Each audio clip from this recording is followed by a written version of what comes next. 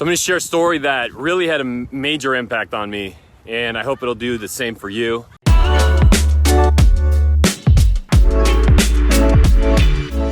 And so what it is it's the story of this person is a United States soldier who was in Vietnam, and he's with, these guys become unbelievably close to each other.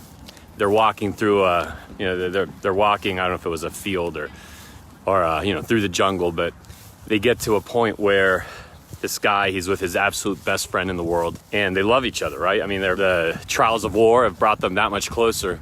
And anyhow, the friend walking right in front of him steps on a mine and blows up. I mean, literally blows up right in front of him. And parts of his body, his blood, his skin, just all over this guy.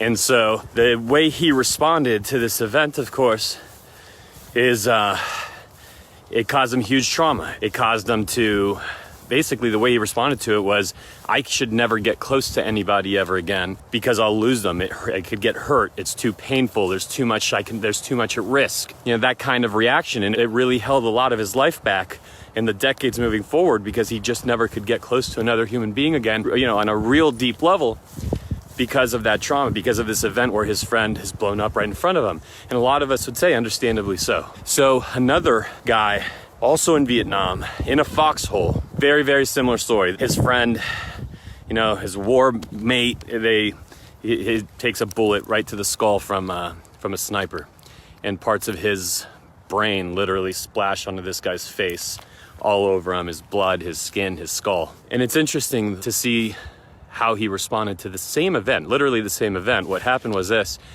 he responded by saying, oh my God, life is precious, life is short.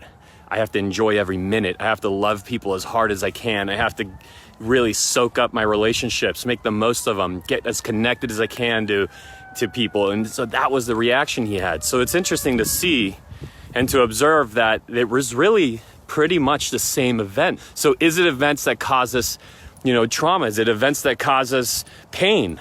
Or is it the meaning that we apply to those events and the way we choose to respond? So the meaning you apply to the event, right? Same event, one applied the meaning of, I should never get close to another human being again. The other applied the meaning of, oh my gosh, I better get as close as I possibly can to those that I love and really soak up my relationships. So point being, the reason this changed my life to hear this story is it's really not the things that are going to happen to us, which by the way are only within our influence but out of our control. We don't control the outside world. What we do control is what's inside of us, the way we respond, the meaning we apply. And the meaning we apply is going to affect our emotions, and our emotions are going to determine our quality of life. I found it unbelievably helpful to really kind of soak in the story, think about that, a horrific event, by the way, on both counts, obviously. The way it affected the two people was only determined not by the event, but by the meaning that they applied to it. So I hope you have a great rest of the day, great rest of the week, and we'll see you soon.